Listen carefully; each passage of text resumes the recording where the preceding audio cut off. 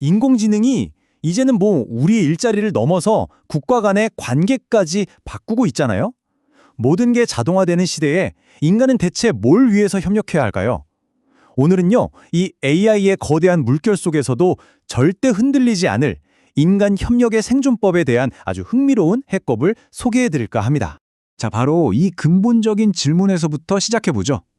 이게 어쩌면 가장 어려운 질문일지도 몰라요.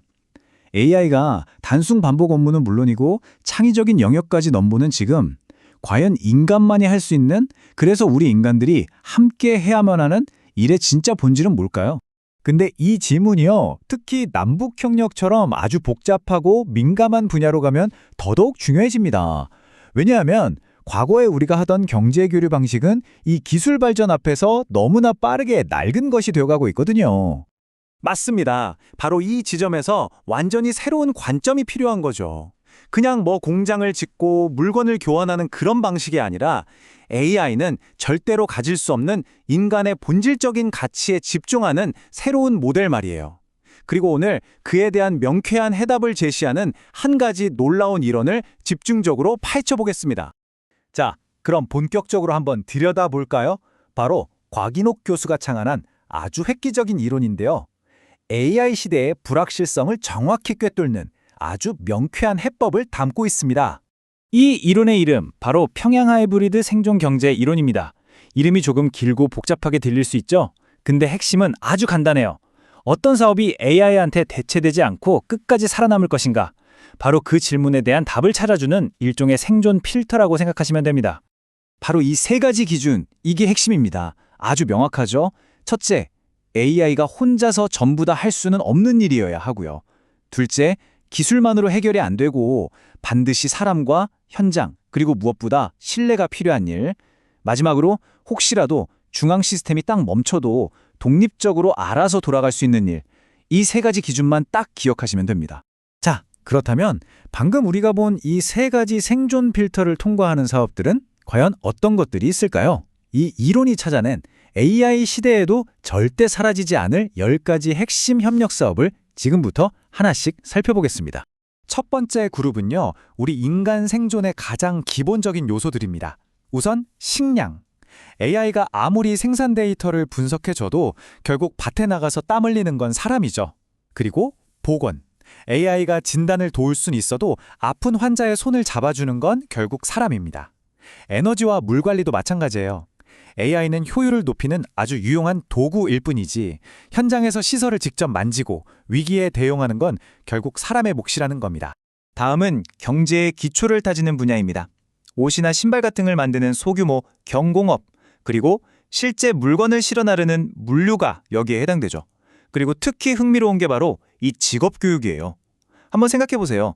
AI한테 AI를 어떻게 써야 하는지 가르쳐 달라고 할 순 없잖아요. 그쵸? 바로 이 지점이 인간의 역할이 빛을 발하는 순간인 겁니다. 이런 사업들은 북한의 장마당 같은 기존 시장 구조하고도 자연스럽게 연결돼서 밑바닥에서부터 아주 튼튼하고 지속 가능한 경제를 만들 수 있는 거죠. 마지막 그룹은 기술이 절대로 채울 수 없는 우리 사회를 아주 단단하게 묶어주는 분야들입니다. 바로 문화예술 교류와 재난 대응 협력이죠. AI가 그림을 그리고 작곡을 할 수는 있겠죠. 하지만 예술을 통해서 서로의 마음을 움직이는 그 공감은 만들어낼 수 없습니다. 그리고 재난 현장에서 위험을 무릅쓰고 서로를 돕는 그 인간적인 연대 역시 마찬가지고요. 이게 바로 기술이 아니라 사람만이 쌓을 수 있는 진짜 신뢰의 기반인 겁니다. 자, 드디어 마지막 10번째 프로젝트입니다. 이건 앞서 나온 9가지를 전부 아우르는 이 이론의 가장 핵심적인 적용 모델이라고 할 수 있습니다. 생존성 평가도 최고 등급이죠. 그건 바로 사회적 기업 모델입니다. 여기 설명처럼 국가, 시장, 그리고 비공식 경제까지 모두 결합된 아주 유연한 형태인데요. 핵심 키워드는 소규모, 분산형, 자율 운영입니다. 이게 무슨 말이냐면 만약에 거대한 중앙 시스템이 AI의 공격을 받거나 어떤 이유로 마비가 되어도 이 작은 단위들은 각자 알아서 살아남을 수 있다는 뜻입니다. 바로 그렇기 때문에 예측 불가능한 AI 시대에 가장 강력하고 가장 최적화된 협력 모델이라고 할 수 있는 거죠. 지금까지 10가지 사업들을 쭉 살펴봤는데요. 그럼 이 모든 것들을 관통하는 가장 중요한 단 하나의 핵심 메시지는 과연 뭘까요? 기술과 인간의 역할에 대한 아주 근본적인 통찰입니다. 자, 이 모든 걸 관통하는 단 하나의 핵심 메시지입니다. AI 시대에 살아남는 협력은 첨단 기술 경쟁이 아니라는 겁니다. 오히려 그 기술이 마비되어도 우리 스스로 자립할 수 있는 생존 구조를 만드는 것, 그것이 훨씬 더 중요하다는 통찰인 거죠. 자, 이 표를 보시면 딱 감이 오시죠? 단순 사무 업무나 플랫폼에서 사람 연결해주는 그런 일은 AI로 대체될 가능성이 아주 높습니다.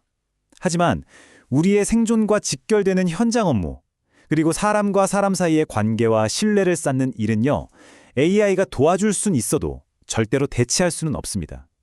우리의 협력은 바로 이 지점에 집중해야 한다는 거죠. 자, 이제 결론을 한번 내려보죠. 오늘 우리가 살펴본 이 이론은요, 단순히 남북 관계에만 국한된 이야기는 아닐 겁니다. 어쩌면 이건 우리 모두의 미래를 위한 하나의 중요한 모델이 될 수도 있습니다.